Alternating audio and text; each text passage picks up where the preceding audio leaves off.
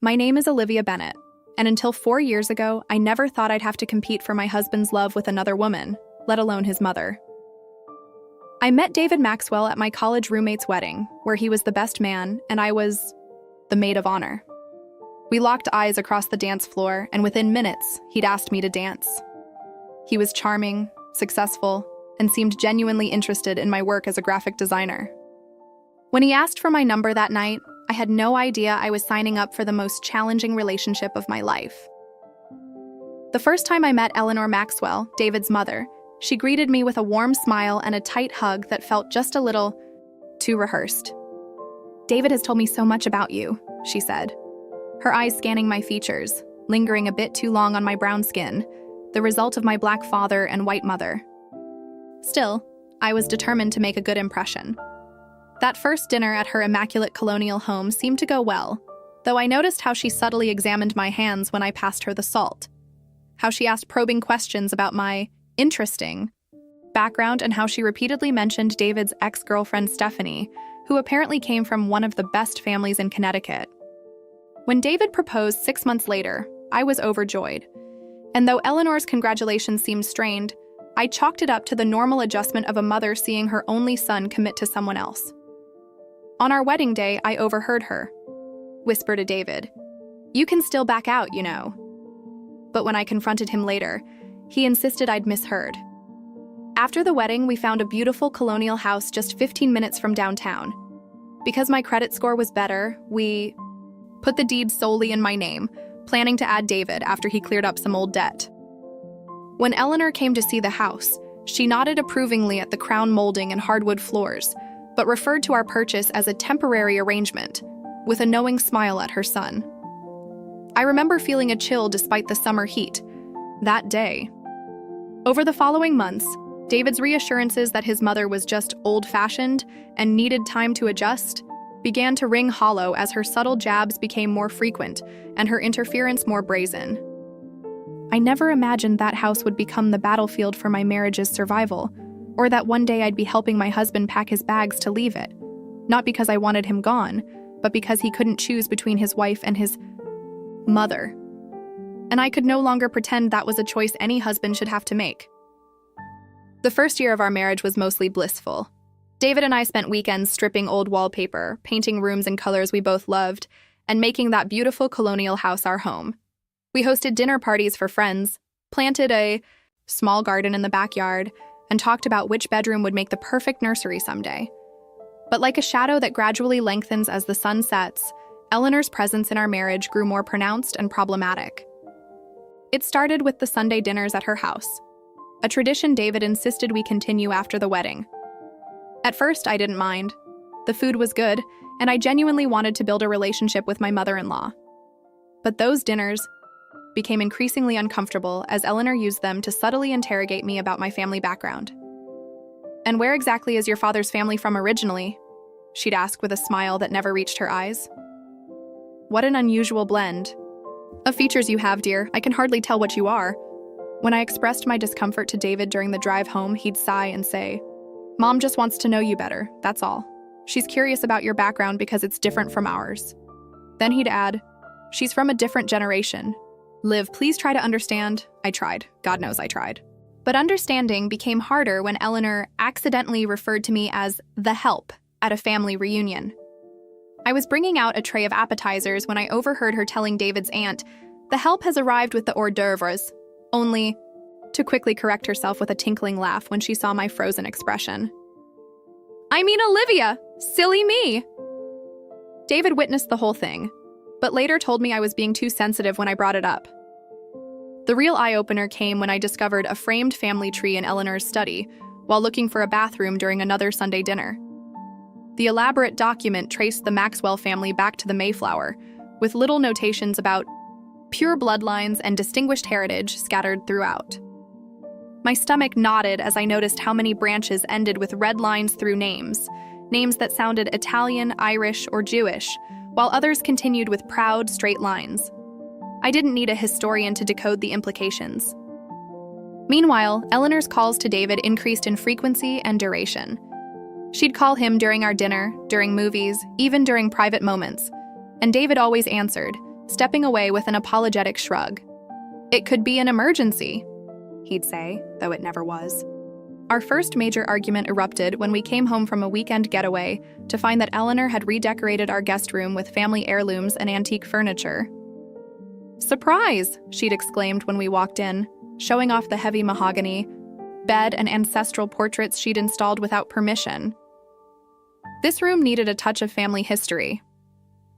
When I later expressed to David that I felt violated, that this was our home, not a Maxwell museum, he became defensive. "She was trying to do something nice," he insisted, though he promised it wouldn't happen again. That became a pattern. Eleanor would overstep, I would object. David would defend her initially, but promise change, and nothing would actually change. The comments about future grandchildren began around our first anniversary. "When you have my grandchildren," Eleanor would say, looking pointedly at me, "hopefully they'll look like Davy. Those Maxwell genes are strong, thank goodness." I'd smile tightly and change the subject, while silently wondering if David noticed how these comments tore at the fabric of our marriage, thread by subtle thread. He seemed oblivious, caught in a lifetime pattern of placating his mother while promising me things would improve. But they didn't improve. They got worse. The boundary violations accelerated after our first anniversary, starting when I came home early from work one day to find Eleanor in our bedroom, rifling through my jewelry box. We'd given her a spare key for emergencies only, but apparently, she considered random home inspections within her rights. "Oh, Olivia!" she exclaimed, not nearly startled enough when I appeared in the doorway. "I was just admiring your collection. Nothing very heirloom quality, is there? Perhaps someday you'll have something worthwhile to pass down." When I told David that evening, his response was lukewarm at best. "Mom appreciates fine things," he explained. She probably meant it as a compliment in her way. But the unannounced visits continued, and soon I began finding evidence of Eleanor's presence, even when I hadn't caught her in the act. My clothes rearranged in the closet, kitchen cabinets reorganized, family photos subtly rearranged to minimize my presence. The situation escalated dramatically when Eleanor began bringing potential alternate girlfriends to family gatherings, always white women from what she called good families, with proper backgrounds. There was Melissa, the banker's daughter, who'd just moved back to town and needed friends. Then came Brittany, the pediatrician whose grandmother went to school with Eleanor's mother. Each was paraded before David with transparent intent, while I was expected to serve them drinks and smile. "David always did have a type before you," Eleanor would say loudly. "Blonde, educated, from families we've known forever." I watched. David squirm uncomfortably during these setups, but he never directly confronted his mother, just whispered apologies to me when she wasn't looking. The Thanksgiving disaster marked a turning point in my awareness of how serious the situation had become. Eleanor insisted on hosting, then seated me at the far end of the table while placing David's college ex-girlfriend Sarah directly beside him. "Such a lovely surprise that Sarah could join us last minute," Eleanor announced, though the perfectly calligraphed place card with Sarah's name suggested nothing last minute about the arrangement. Throughout dinner, Eleanor encouraged Sarah to reminisce about her relationship with David, all while shooting triumphant glances my way. "Remember that Christmas at the ski lodge, Sarah?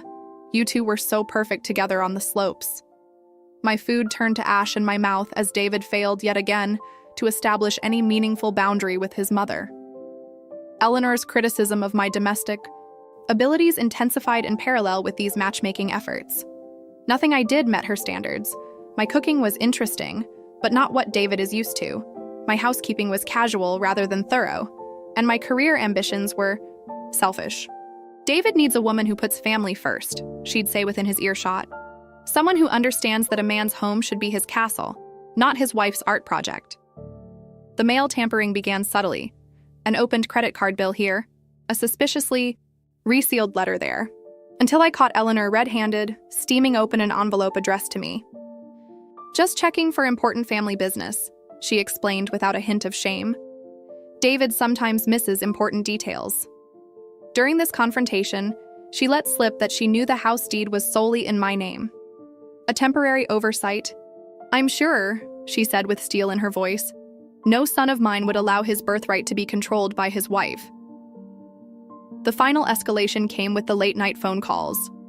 Eleanor would call David at 11 p.m., midnight, sometimes 2 a.m., with manufactured emergencies that required lengthy conversations. After weeks of disrupted sleep, David started sleeping in the guest room, the one Eleanor had decorated, to take calls without disturbing you, he explained. But I wasn't fooled. The physical distance growing between us perfectly mirrored the emotional chasm Eleanor was systematically creating. I'd married a man who couldn't say no to his mother, and she knew it. What I didn't know yet was that I wasn't the first woman in David's life to face this impossible dynamic, nor how deeply rooted Eleanor's behavior was in the Maxwell family history. The truth about the Maxwell family dynamics began to surface when David's cousin Morgan came to town for a business conference. She suggested meeting for lunch without David or Eleanor, which immediately piqued my interest. Over salads at a gay cafe far from both our house and Eleanor's neighborhood, Morgan leaned forward and asked quietly, "How are you holding up with Eleanor?" "Really?" The genuine concern in her eyes broke something open in me, and suddenly I was telling her everything. The boundary violations, the racial microaggressions, David's inability to stand up to his mother. Morgan nodded grimly, unsurprised. "You're not the first, you know," she said, stirring her iced tea thoughtfully. David's father left when David was 12, not because he was pursuing other women like Eleanor always claimed, but because she made their marriage impossible. Uncle Robert told my dad that living with Eleanor was like being constantly evaluated for a position he'd already been hired for. Morgan went on to reveal that David had been engaged once before, to a woman named Cassandra whom Eleanor had deemed unsuitable because of her Italian heritage. According to family gossip, Eleanor had threatened to disown David, to cut him out of family inheritances, even to withdraw financial support for his education if he continued the relationship. Cassandra had been devastated when David broke things off without explanation. "Eleanor isolates David from anyone she disapproves of," Morgan explained. "It's why he has so few close friends, why he's distant from his father's side of the family. She creates a world where her approval is the only currency that matters." That night, I gently asked David about Cassandra. His face went pale. "Who told you about her?" he asked sharply. When I mentioned Morgan, he became agitated, pacing our kitchen. "My cousin shouldn't be sharing family business with you," he said, but then his shoulders slumped. "It was a long time ago. Mom thought we were too young, that's all." But his eyes wouldn't meet mine, and I knew there was more to the story than he was admitting. That conversation opened a floodgate. David began sharing childhood stories, seemingly relieved to finally speak about his upbringing. How Eleanor would give him the silent treatment for days if he disobeyed her. How she'd compare him unfavorably to cousins who were more dutiful. How she'd check his phone messages and emails well into his college years. "I knew it wasn't normal," he confessed one night, "but she was all I had after Dad left. I couldn't risk losing her, too." Concerned about the patterns I was seeing, I began researching narcissistic family dynamics and emotional enmeshment. The literature described Eleanor with uncomfortable precision. The need for control, the inability to view her son as a separate individual, the sabotage of his adult relationships. When I suggested therapy, both for David individually and for us as a couple, he initially rejected the idea outright. "We don't need strangers in our business," he said, echoing Eleanor's words so precisely it was chilling. The most revealing discovery came when we were cleaning out our attic, and I found a box of David's childhood mementos, including a journal from when he was 13. With his permission, I read entries that broke my heart. "Mom says Dad left because I wasn't a good enough son. Mom cried all night because I wanted to go to Jason's birthday party instead of taking her to the movies. Mom says no one will ever love me like she does, that other people will always leave." The journal painted a picture of a child trained to prioritize his mother's emotional needs above his own basic social development. On Morgan's recommendation, I reached out to David's estranged Aunt Patricia, his father's sister, who agreed to meet me for coffee. "Eleanor has always seen anyone who loves David as competition," Patricia explained. "Robert tried for years to shield David from her emotional manipulation, but in the divorce, Eleanor convinced the judge that Robert was unstable. The real tragedy is that David has internalized her worldview, that loving someone means controlling them, that boundaries are betrayals. I shared these insights with David during a rare weekend when Eleanor was visiting her sister out of state. He broke down in tears, caught between recognition of the truth and the lifetime of conditioning that made him defensive of his mother. "I feel trapped between two worlds," he admitted, clutching my hand so tightly it hurt. "When I'm with you, I can see how abnormal my relationship with Mom is. But when I'm with her, she makes everything you say sound manipulative and wrong. It's like I can't trust my own perceptions anymore." I tried again to suggest therapy, explaining how a professional could help him navigate these complex feelings and establish healthier boundaries. This time, he didn't immediately reject the idea, but neither did he embrace it. "Let me think about it," he said. "But please don't give up on me, Olivia. I do love you, even when I'm not strong enough to show it right." I wanted to believe him. I desperately wanted to believe that awareness could lead to change, that love could overcome decades of manipulation. What I didn't know was that the situation was about to escalate beyond anything I'd imagined, forcing all of us to show our true colors in ways none of us were prepared for. The 2 pink lines on the pregnancy test sent waves of conflicting emotions through me: joy, fear, uncertainty, hope.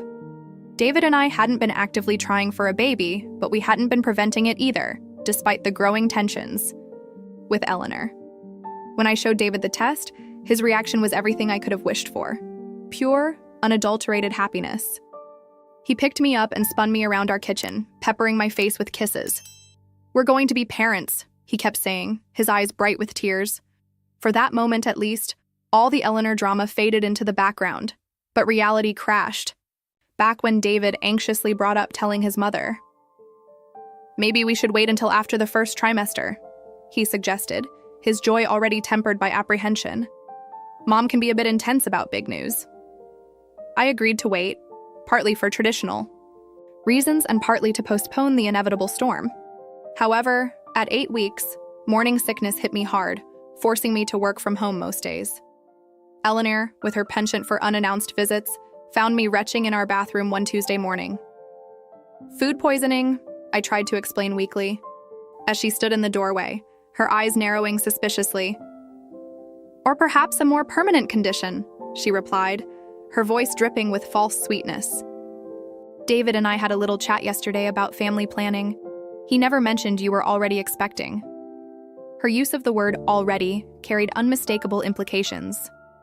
By the time David came home that evening, Eleanor had fully processed the news, and her reaction was a masterclass in passive aggression. "Congratulations," she said, kissing her son's cheek while ignoring me completely. "I've always dreamed of being a grandmother, though I'd imagined different circumstances." Later, when David stepped out to grab takeout, I was too nauseous to cook, another failure in Eleanor's eyes. She dropped her facade. "This changes nothing," she hissed, standing uncomfortably close to me in our kitchen. "A baby doesn't make you family, especially not the kind of baby you'll produce." I placed my hands protectively over my still flat stomach, stunned by the nakedness of her hostility.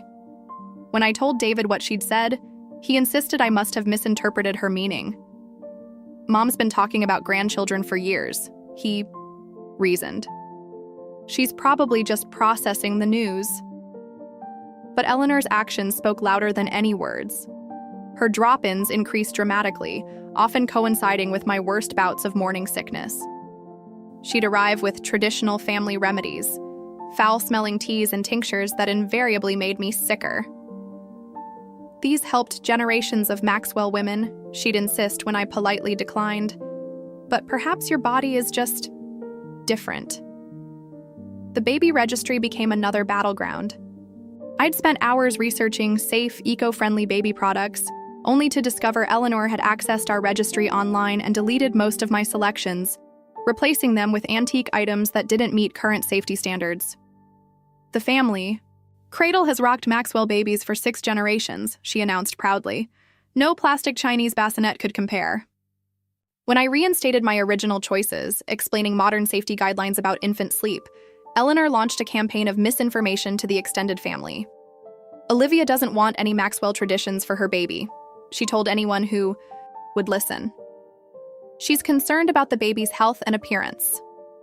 The emphasis she placed on appearance made her subtext clear to everyone. As my pregnancy progressed and my body changed, Eleanor's comments became even more pointed. "Maxwell women hardly show until the 7th month," she'd remark as I began to develop a visible bump. "But I suppose with your build, things are different." Or she'd bring old photos of David as a newborn, pointing out his perfect Maxwell features with the implication that my genes might taint this purity. The breaking point came during my 4th month, when David walked in on a particularly heated exchange. Eleanor had been examining the nursery colors I'd chosen, soft greens and yellows, and declaring them inappropriate for a Maxwell heir. When I explained that we hadn't learned the baby's sex yet and wanted a gender-neutral space, she exploded. "This isn't about gender, Olivia. It's about tradition, heritage, respecting what came before you. But you wouldn't understand that, would you?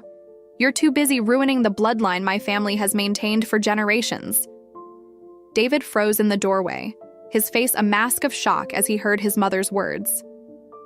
For once, there was no way to reinterpret her meaning, no way to pretend she'd been misunderstood. "Mom," he said quietly, "you need to apologize to Olivia right now." But Eleanor was beyond apologies. "I will not apologize for speaking the truth. This marriage was a mistake, and now you're compounding it with a child who will never truly be a Maxwell." She stormed out, leaving David stunned and me trembling with a mixture of rage and vindication. That night, my obstetrician called with concerns about my blood pressure readings from my appointment earlier that day. "Stress can be very dangerous during pregnancy," she warned. "Whatever's causing this elevation needs to be addressed immediately." David, who'd been silent since Eleanor's outburst, finally spoke when I hung up the phone. "This can't continue," he said, staring at his hands. "Something has to change." I thought, naively, that he meant he would finally establish firm boundaries with his mother. But as the days passed and he became increasingly withdrawn, spending more time at work and sleeping exclusively in the guest room, I realized he was crumbling under the pressure of being caught between his mother and his wife. Eleanor, meanwhile, had launched a new offensive. She was telling family members that I had trapped David with the pregnancy, that I was using the baby to secure my position in a family that would never truly accept me. David's inability to function normally, to eat, sleep, or engage with me about baby preparations made it clear that Eleanor was winning. The man I loved was disappearing before my eyes, retreating into himself rather than making the impossible choice his mother was demanding of him. I just didn't expect that choice to become explicit quite so soon, or in such a dramatic fashion. I was attempting to work from home on a Wednesday afternoon, trying to focus on a design project despite the persistent nausea that had become my constant companion, when I heard the distinctive sound of Eleanor's luxury SUV crunching up our gravel driveway. Through the front window, I watched in disbelief as she emerged from the driver's side, followed by a uniformed driver who began unloading multiple suitcases from the trunk. Not shopping bags, not a small overnight case, but full-sized luggage, enough for an extended stay. My heart sank as I realized what was happening. Eleanor was making her move. I opened the door before she could use her key, forcing a neutral expression despite the panic rising in my chest. "Eleanor," I said calmly, "we weren't expecting you." She brushed past me with a cold smile. "David knows I'm coming. I've decided. It's time I step in before things deteriorate any further. The guest room will do nicely." She gestured to the driver, who began carrying the luggage inside without waiting for my permission. I texted David immediately. "Your mother is here with suitcases. Says she's moving in. Please call ASAP." His response was alarmingly delayed and painfully brief. "Be home for dinner. We'll talk then." The hours until David's return were excruciating. Eleanor made herself at home, rearranging items in her room, inspecting the contents of our refrigerator with disapproving clicks of her tongue, and making cryptic phone calls in which she assured someone that the situation is being handled. When David finally arrived, his face was ashen, his eyes red-rimmed as though he'd been crying. Eleanor immediately embraced him, whispering something in his ear that made him stiffen. Dinner was a surreal affair. I'd ordered takeout, unwilling to cook under Eleanor's critical gaze, and the three of us sat at our dining table pushing food, around our plates in uncomfortable silence. Finally, Eleanor set down her fork with deliberate precision. "David," she said, her voice unnaturally calm, "it's time to stop pretending. This situation isn't working, and you know it. It's her or me." The words hung in the air like poison gas. David stared at his plate, his hands trembling slightly. "Mom, please," he whispered. "Not now." Eleanor pressed on, relentless. "Yes, now. I've watched you suffer for months. This woman and her offspring are destroying everything our family has built for generations. The Maxwell legacy deserves better than to be diluted and disgraced." She reached for David's hand across the table. "Come home with me, David. Let this experiment end before it does any more damage." I waited for my husband to defend me, to tell his mother that I was his wife, carrying his child, and that she had no right to speak about us this way. But David remained silent, frozen in the impossible space between the two women in his life. I felt something break inside me. Not my heart, but perhaps my last illusion about our marriage. Without a word, I stood and walked calmly to our bedroom, closing the door softly behind me. Through the wall, I could hear Eleanor's voice rising and falling as she continued her campaign, with only occasional murmurs from David in response. That night, and for the next 3 nights, Eleanor occupied the guest room while David slept on the living room couch, avoiding both his mother and his wife. Our beautiful home had become a cold war zone, with Eleanor claiming more territory each day, rearranging the kitchen to her liking, moving my books and personal items to make space for her photographs and knickknacks, answering our home phone, as though she owned the place. I retreated to our bedroom and my home office as much as possible, venturing out only when necessary, and speaking to Eleanor only when direct questions made silence impossible. David seemed to be disappearing before, my eyes growing paler and more withdrawn as Eleanor's pressure tactics intensified. On the 3rd evening, I overheard him on the phone with his friend Michael, his voice breaking as he confessed, "I don't know what to do, man. Mom says she'll never speak to me again if I choose Olivia, that I'll be betraying my entire heritage. But if I leave Olivia, especially now with the baby coming, God, what kind of man does that make me?" I should have felt sympathy for his pain, but instead I felt a cold clarity settling over me. Eleanor had engineered this exact scenario, my husband seeing only 2 impossible choices with no middle ground where boundaries could exist that respected everyone. Her strategy was working perfectly. She knew her son well enough to predict that faced with an ultimatum, he would break rather than stand firm. On the 4th morning, I entered the kitchen to find Eleanor adding family photos to our refrigerator. Old pictures of David as a child, pictures of Maxwell ancestors, but noticeably nothing that included me. "Good morning, Olivia," she said, with manufactured cheer. "David and I were just discussing the future. He has something he wants to tell you at breakfast." The triumphant gleam in her eyes told me everything I needed to know about the decision my husband had reached. But what finally pushed me past my breaking point wasn't Eleanor's smug certainty, but what I discovered later that morning. While looking for a particular maternity book, I found our family photo album hidden under the sofa.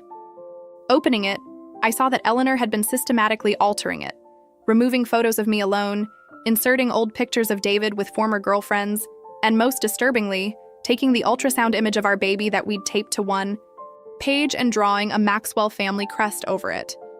It was such a blatant act of erasure, so deliberate in its cruelty, that something inside me finally snapped. I realized I had been fighting the wrong battle all along. I wasn't going to win by competing with Eleanor for David's loyalty.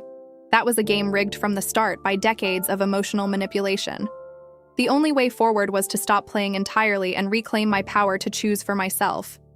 This wasn't about making David choose between us anymore. It was about me choosing myself and my child over a toxic dynamic that was harming us all. That night, long after David had retreated to the couch and Eleanor had smugly closed the guest room door, I lay awake in our bed, my hands resting on my growing stomach, where our child was beginning to make its presence known through tiny flutters and kicks. A strange calm had settled over me, replacing the frantic anxiety that had dominated my thoughts for months. In the quiet darkness, I finally saw with perfect clarity what I needed to do. First thing the next morning, I called my therapist, Dr. Winters, and secured an emergency appointment. "What I'm hearing," she said after I'd explained the situation, "is that you're caught in a toxic triangle where your role has been defined as the competitor for David's love and loyalty. But you're recognizing that this competition itself is the problem, not the solution." She leaned forward, her eyes kind but firm. "Olivia, what would happen if you simply refused to compete? If you stepped outside the triangle entirely?" Her question resonated with something already forming in my mind. "Eleanor would no longer have an opponent," I said slowly, "and David would have to face the reality of his choices without being able to blame the conflict on tension between his two favorite women." Dr. Winters nodded. "Exactly. This isn't about making him choose between you and his mother. It's about you choosing yourself and creating boundaries that protect your well-being and your child's." After leaving her office, I called my friend Jasmine, who happened to be a family law attorney. Over coffee at a cafe far from both my house and Eleanor's neighborhood, I laid out the facts about our property. "The deed is solely in my name," I explained. "We planned to add David after he cleared some debt, but with everything happening, we never got around to it."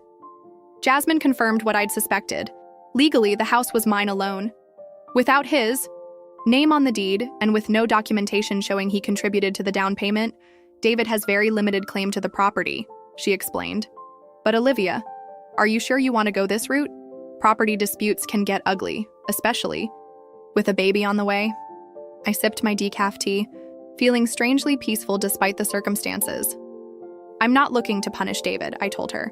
"I just need to know my options and rights before I make my next move."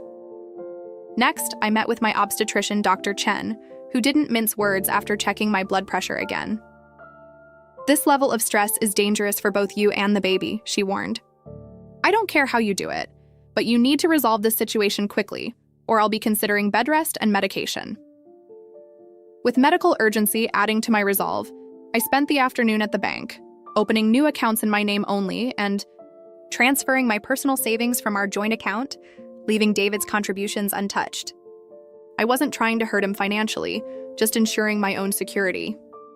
The final piece fell into place when I gathered my closest friends for dinner at Tasha's apartment. Between tears and occasional unexpected laughter, I shared the full story and my emerging plan. "I need a support system," I told them. "People who will remind me of my worth when I start to doubt myself. People who will help me enforce boundaries when I feel myself weakening." Tasha, Monica, Jasmine, and Kendra formed a circle around me, their hands on my shoulders and arms. "We're here," Tasha promised. "Whatever you need, whenever you need it." As I drove home that night, I reflected on the journey that had brought me to this point. I'd gone from being a desperate wife trying to prove my worth to my husband and his mother, to a woman reclaiming her dignity and preparing to create a healthy environment for her child, with or without her husband's participation. The Eleanor who would be waiting at home no longer held power over me. She could say or do whatever she wanted. I now had clarity about my path forward.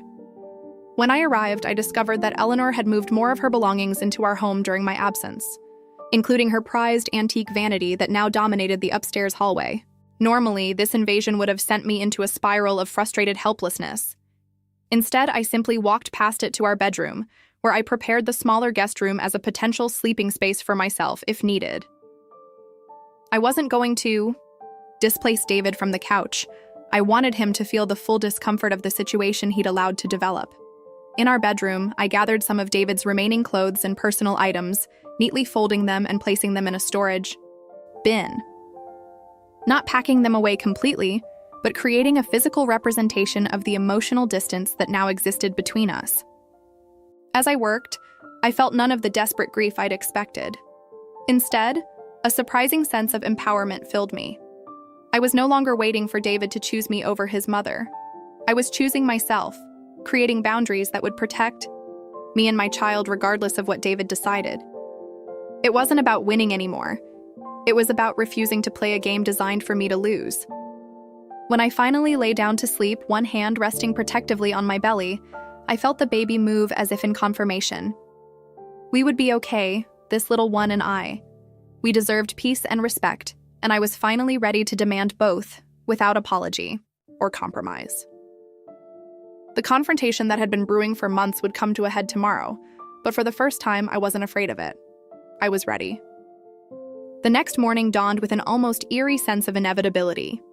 I'd slept better than I had in weeks, fortified by my new resolve and the concrete steps I'd taken to secure my position. When I entered the kitchen, Eleanor was already there, immaculately dressed and coiffed despite the early hour. She was arranging breakfast pastries on one of my serving platters, pastries she'd obviously brought from her favorite bakery, as if our food wasn't good enough for whatever scene she had planned. "Good morning, Olivia," she said with a smile that didn't reach her eyes. "David will be down in a moment.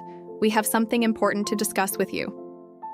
I poured myself a glass of water and leaned against the counter, calm and centered in a way that seemed to unnerve Eleanor slightly. She'd expected tears, pleading, or anger, not this composed woman who met her gaze steadily. David entered a few minutes later, looking like he hadn't slept at all. His hair was uncombed, dark circles shadowed his eyes, and he moved with the reluctant heaviness of a man approaching his own execution. "Sit down, dear," Eleanor instructed him, placing a possessive hand on his shoulder. "Tell Olivia what we discussed." David slumped into a chair, his eyes fixed on the table. He began, then faltered, shooting a desperate glance at his mother. Eleanor's smile tightened. "What David is trying to say," she interjected smoothly, "is that he's made his decision. Family comes first, as it should. He'll be coming home with me." She emphasized home, as if the house I owned had never been David's real residence. I looked at my husband, waiting for him to speak for himself. After an excruciating silence, he managed to stammer, "I think maybe some time apart would be, I don't know how to make this work anymore, Liv." Not a definitive statement, not a clear choice, just the wounded confusion of a man who'd never learned to stand on his own. I set down my water glass carefully. "I understand," I said quietly. In that moment, I truly did understand. Not just David's weakness, but the entire dysfunctional system that had created it. Looking directly at him, not Eleanor, I continued, "I'll help you pack your things." The shock on both their faces was almost comical. They had expected resistance, tears, perhaps a scene that would reinforce their narrative of me as unstable and difficult. My calm acceptance threw their entire script into disarray. Eleanor recovered first, a triumphant smirk spreading across her face. "Well, I'm glad you're being reasonable about this. David deserves a peaceful transition." I ignored her, still speaking only to David. "You should know that I've consulted with an attorney. The house remains in my name alone as you never signed the deed." Eleanor's smirk vanished. "What are you talking about? This is my son's house." I turned to her, my voice level and firm. "No, Eleanor, it isn't. The down payment came from my savings, the mortgage is in my name, and the deed lists me as the sole owner. These are legal facts, not matters of opinion." I retrieved a folder from my home office and placed it on the table. "Here's a copy of the deed, along with correspondence from our attorney confirming my sole ownership. You're welcome to consult your own lawyer, but the situation is quite clear." David stared at the documents, reality finally penetrating his fog of confusion. "But where am I supposed to go?" he asked, his voice small and lost. Before I could answer, Eleanor jumped in. "You'll come home with me, of course. Your old room is exactly as you left it." The panic that flashed across David's face spoke volumes about how little he wanted that arrangement, despite having effectively chosen it. I spent the next hour methodically helping David pack his essential belongings. Eleanor hovered, alternating, between artificial cheer about fresh starts and muttered comments about thieves and gold diggers. When she stepped out to make a phone call, David grabbed my arm desperately. "Liv, I don't know if this is what I want. I just need time to figure things out." I gently removed his hand. "I understand, David, but I can't keep living in limbo while you decide. This isn't just about us anymore." I placed his hand briefly on my stomach. "We need stability and peace, whatever form that takes." The car ride to Eleanor's house was possibly the most awkward 30 minutes of my life. Eleanor drove, keeping up a steady stream of forced brightness about how wonderful it would be to have her son home where he belongs. David sat silently in the passenger seat, while I followed in my own car with the remainder of his packed belongings. I needed my own transportation back, and frankly, I wanted to witness for myself where David would be living. Eleanor's surprise? When I pulled into her driveway behind them was evident. She'd clearly expected to drive off with her prize without me seeing the end of the story. As we unloaded David's things, the full reality of his choice became apparent. Eleanor led us not to the guest suite I'd heard about, but to the basement recreation room, hastily converted with an old daybed and makeshift clothing rack. Just temporarily, she assured David, though the insufficient preparation suggested she'd never intended him to have proper adult accommodations. Until we figure out our next steps about getting your house back. The horror dawning on David's face as he surveyed his new living quarters, the lack of privacy, the obvious demotion from husband to child, almost made me pity him. Almost. As I turned to leave, David followed me to my car. "This isn't right," he whispered urgently. "I didn't think it would be like this. Maybe I should just come back home with you now." For a moment, I was tempted. It would be so easy to rescue him, to take him away from the consequences of his own actions. But I knew that would only reset the cycle, teaching him nothing. "You made your choice, David," I said gently but firmly. "If you decide you want something different, you'll need to make that clear to both me and your mother. But it can't be because you don't like the basement. It has to be because you're ready to establish real boundaries and build a healthy family. For our child." I touched his cheek briefly. "I love you, but I love our baby and myself too. Think carefully about what you really want." Eleanor watched from the doorway, her expression stormy as I drove away alone. In my rearview mirror, I could see David standing in the driveway, looking lost between the house he'd chosen and the Aki wife driving away with his future. The choice had never really been between Eleanor and me. It had been between continuing a dysfunctional pattern or breaking free to create something healthier. David hadn't been strong enough to choose the harder path, but I was.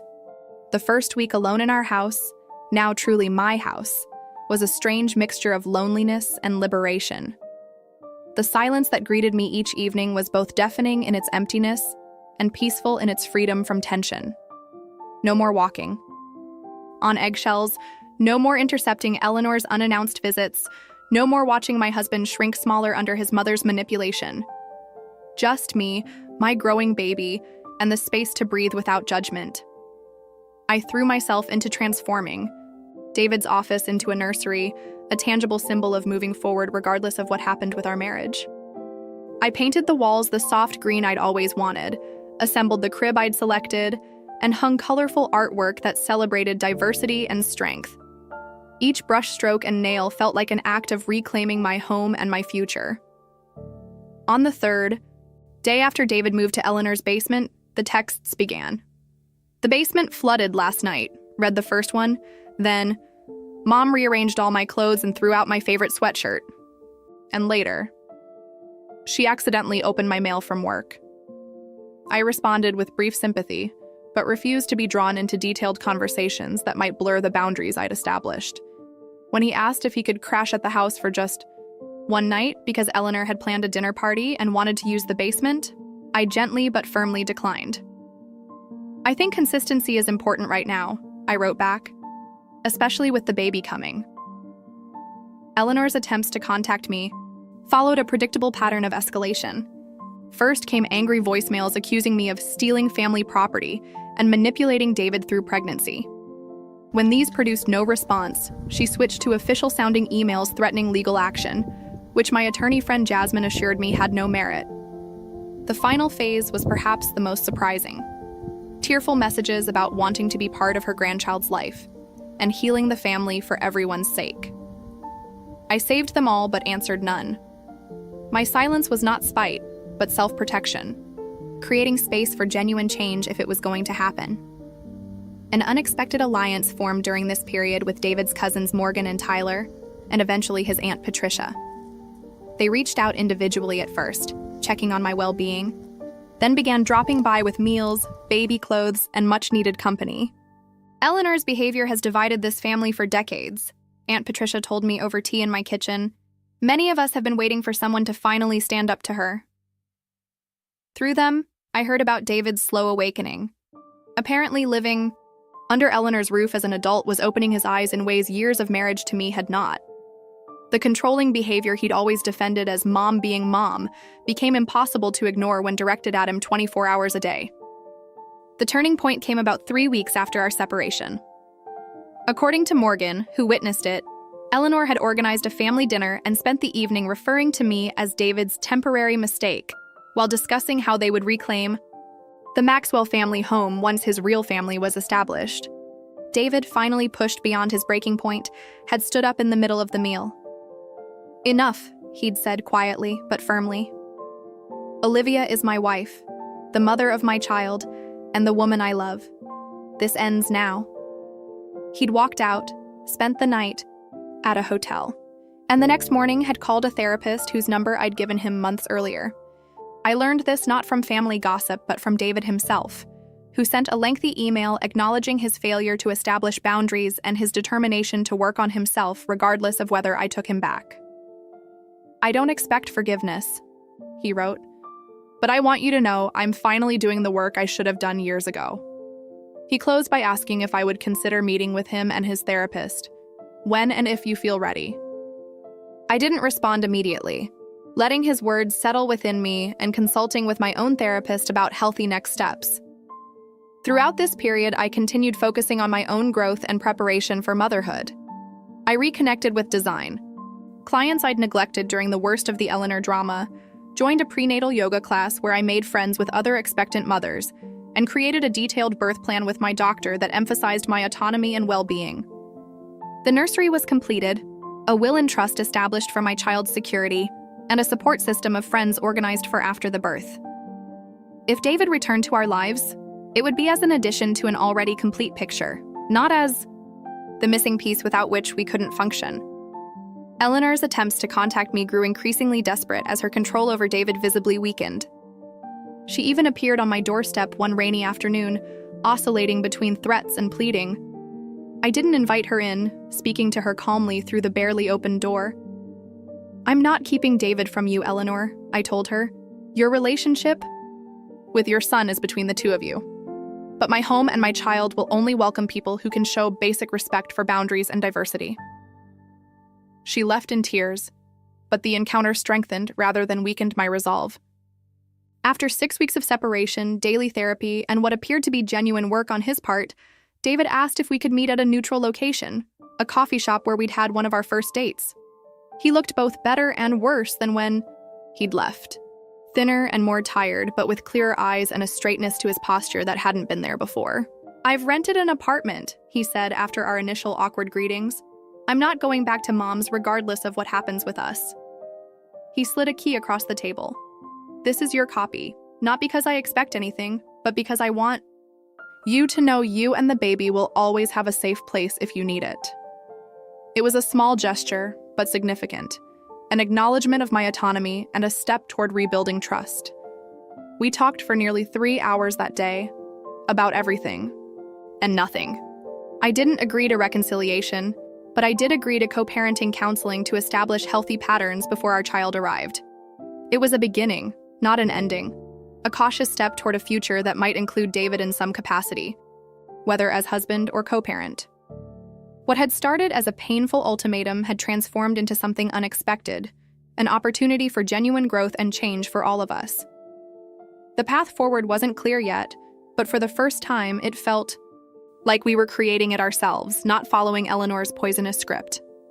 Emma Grace Bennett Maxwell arrived at 2:14 a.m. on a Tuesday in October, weighing 7 pounds 3 ounces and announcing herself to the world with powerful lungs that suggested she'd inherited her mother's strength.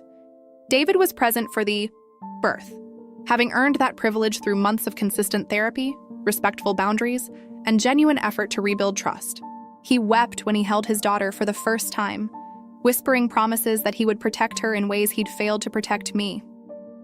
Eleanor was explicitly banned from the hospital, a boundary David enforced himself with quiet, unwavering determination. "She can meet Emma when she demonstrates she can respect our rules," he told his mother over the phone while I rested nearby. Not a moment before. Those rules were simple but non-negotiable. No unannounced visits, no racist comments or implications, no undermining of our parenting decisions, and no manipulation of any kind. In the early weeks of Emma's life, David proved himself a dedicated father, despite living separately in his apartment 10 minutes away. We established a co-parenting schedule that gave him significant time with Emma while respecting my recovery and primary caregiver status. He arrived punctually for every shift, learned to change diapers and prepare bottles with methodical care, and never once suggested that Eleanor should be involved before we both agreed she was ready. During this period, David continued his intensive therapy, working through the complex web of manipulation and emotional abuse that had shaped his relationship with his mother. "I'm learning to recognize when I'm falling into old patterns," he explained during one of our co-parenting discussions. "When I feel that desperate need to please everyone at any cost, I can now step back and ask myself what healthy boundaries would look like instead." Eleanor's attempts to insert herself into Emma's life began predictably. Gifts sent to the house, messages through family members about her rights as a grandmother, even a consultation with a family law attorney about grandparent visitation. When these tactics failed, she switched to a campaign of victimhood within the extended family, positioning herself as the wronged grandmother cruelly separated from her only grandchild. To her evident shock, few family members took her side. Too many had experienced her manipulation firsthand to believe her narrative of innocent martyrdom. 3 months after Emma's birth, David and I decided it was time to attempt a carefully controlled meeting between Eleanor and her granddaughter. We met at a neutral restaurant with clear time boundaries and a pre-agreement that either of us could end the visit immediately if Eleanor crossed any lines. She arrived bearing expensive gifts and wearing a smile that almost concealed her nervousness. "She's beautiful," Eleanor said softly, looking at Emma sleeping in her carrier. "She has the Maxwell chin." I tensed, waiting for the inevitable follow-up about what features Emma might have, unfortunately, inherited from me. But it never came. Instead, Eleanor asked tentatively if she might hold the baby when she woke. "We'll see how the visit goes," I replied, neither promising nor refusing outright. David nodded beside me, his hand resting supportively on my shoulder. Over the following months, Eleanor's access to Emma increased gradually, always contingent on her continued respectful behavior. There were setbacks. Comments about Emma's hair texture that earned a 2-week timeout, a boundary violation when she bought formula different from what we used, but also moments of apparent growth. Whether genuine or merely strategic, Eleanor seemed to be learning that access to her son and granddaughter now came with conditions she couldn't manipulate her way around. Meanwhile, David and I were slowly rebuilding our relationship on healthier foundations. He remained in his apartment for the first year of Emma's life, coming to the house for parenting time but returning to his own space afterward. We began dating again, awkward at first but gradually rediscovering the connection that had brought us together initially. His continued growth in therapy, demonstrated through consistent boundary setting with Eleanor and genuine accountability for his past failures, allowed me to cautiously reopen my heart to the possibility of reconciliation. When Emma turned 1, we celebrated her birthday in our backyard with family and friends, including Eleanor, who had earned the right to attend through months of mostly appropriate behavior. As Emma smashed her cake with gleeful abandon, David took me aside, away from the celebrating guests. "I don't expect an answer today," he said quietly, "but I want you to know that whenever you're ready, if you're ever ready, I'd like to come home. Not as the man who couldn't choose, but as the husband and father I should have been from the beginning." I didn't answer immediately, needing time to ensure this step was right for all of us. 2 months later, after careful consideration and consultation with my therapist, I helped David move back into our home. Our home, with both our names now properly on the deed. It wasn't a fairy tale ending. We continued couples therapy, maintained clear boundaries with Eleanor, and regularly checked in about whether our reconciliation was healthy for everyone involved, especially Emma. There were difficult moments when old patterns threatened to resurface, but we now had tools and awareness to recognize and redirect them. As for Eleanor, she never completely transformed into the warm, accepting mother-in-law of fantasy. But necessity taught her what moral evolution couldn't, that respecting boundaries was the price of admission to her son and granddaughter's lives. In private moments, I sometimes marvel at the journey that brought us here. The ultimatum that was meant to destroy my marriage instead forced a reckoning that, painful as it was, created space for genuine healing. Standing up for myself wasn't about winning a competition with Eleanor, but about refusing to compete at all, about demanding the respect that should have been freely given. When young mothers at Emma's playgroup complain about difficult in-laws, I listen with genuine empathy, but also hard-earned wisdom. You can't control how others treat you, I tell them, but you can control what treatment you accept. Self-respect isn't selfish. It's the foundation everything else is built on. Emma is 3 now, a spirited little girl with her father's analytical mind and her mother's determination. She knows she's loved, not just by her parents, but by a constellation of family and friends who model healthy relationships and boundaries. Whether she'll ever fully understand the story of her early months, the choices and challenges that shaped her family before she could remember, I don't know. But I do know that she's growing up in a home where love doesn't require sacrifice of dignity, where standing up for yourself is as important as compromise, and where even the most difficult relationships can transform when boundaries are clear and consistently maintained. Sometimes David still asks if I regret staying in the house alone that day, if I might have spared us all pain by finding a gentler solution. I always give him the same answer. The house was just a symbol. The real choice wasn't about property. It was about refusing to participate in a dynamic where I would always lose. By standing firm, I gave us all a chance to build something better. And we have. Not perfect, not without effort, but infinitely better than what came before. Have you ever had to make a difficult choice between your own well-being and someone else's expectations? What boundaries have you established that others initially resisted, but ultimately respected? I'd love to hear your stories in the comments below. Sometimes the hardest decisions lead to the most profound growth, and sharing those journeys helps us all feel less alone in our struggles. Thank you for listening to my story today. May you find the courage to honor your worth in every relationship, and the wisdom to know when standing your ground is the most loving choice you can make, for yourself and everyone around you.